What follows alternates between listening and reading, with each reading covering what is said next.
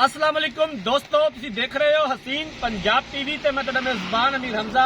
दोस्तों, सब तो पहले अपने चैनल हसीन पंजाब टीवी को सबसक्राइब ते नाल लगे बैल दा बटन दबाओ ताकि साडी हर नई आने वाली वीडियो साडे वीरां तक आसानी नाल पहुंच सके। और तुसीं जो वीडियो देखो सब तो पहले अज जनाब अपने वीरां भरावां से दो गावां दी वीडियो लैके हाजिर होए हैं। एक ने पहला सूबा सुना है, एक दूसरा सूबा सूई है।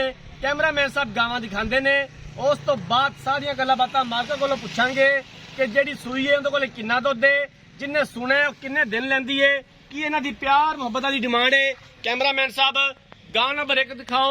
माशाअल्लाह बड़ा खूबसूरत थन हवाना स्याह कला थन लग्या होया है और सोहणियां विरलां, सिरों कोनी, कद चंगा, बेल चंगी, मझ वाला थन लग्या है गां नूं। माशाअल्लाह बड़ी खूबसूरत है। दूसरा सूबा सूई है, पिछे बच्चा है।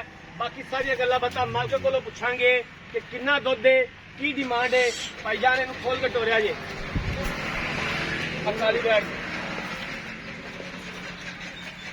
कैमरामैन साहब अच्छे तरीके नाल गां दिखानी है, दिखावन दे विच कोई कमी पेशी ना रहे।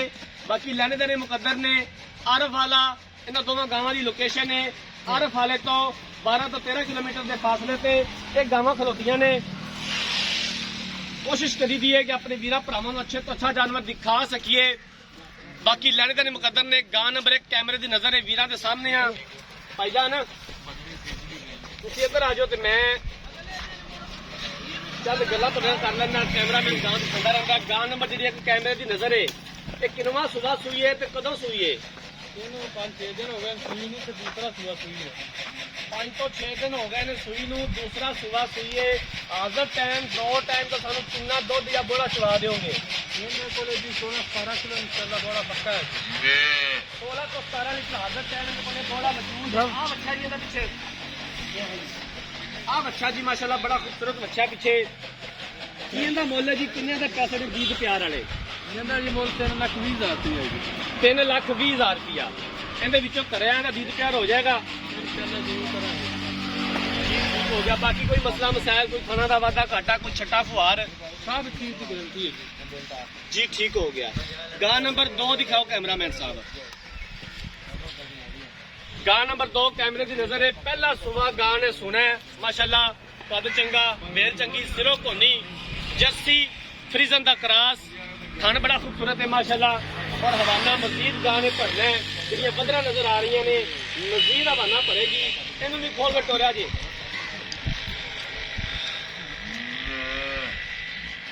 भाईजान ये गां किनवा सुबह ने सुना तो कदों सुनदी है?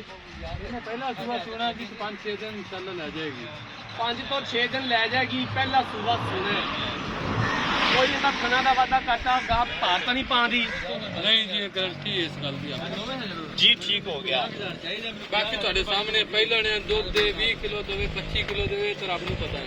किन्ने दिन दस्या जे? 5 ਤੋਂ 6 ਦਿਨ। 5 तो 6 दिन मजीद लै जाएगी। ਇਹਦੇ ਕਿੰਨੇ ਪੈਸੇ ਨੇ ਦੀਦ ਪਿਆਰ ਵਾਲੇ, ਕਿੰਨੇ ਦੀ ਆਪਾਂ ਫਾਈਨਲ ਵੇਚਣੀ ਹੈ? 3,30,000 रुपया। ਇਹਦੇ ਵਿੱਚੋਂ ਦੀਦ ਪਿਆਰ ਹੋ ਜਾਏਗਾ? ਜਾਗੇ ਜਦੋਂ ਕੋਈ ਲੈਣ ਆਇਆ ਸੀ। जी ठीक हो गया। लो जनाब मालक दियां गल्लां बातां सुन लईयां ने। गां नंबर जिहड़ी 1 है, कैमरामैन साहब गां नंबर 1 दिखाओ। गां नंबर 1 दूसरा सूबा सूई है। 5 तो 6 दिन हो गए ने गां सूई नूं। हाज़र टाइम 16 तो 17 लीटर बोला चवावणगे। पिछे बच्चा है। 3,20,000 रुपये की डिमांड की है।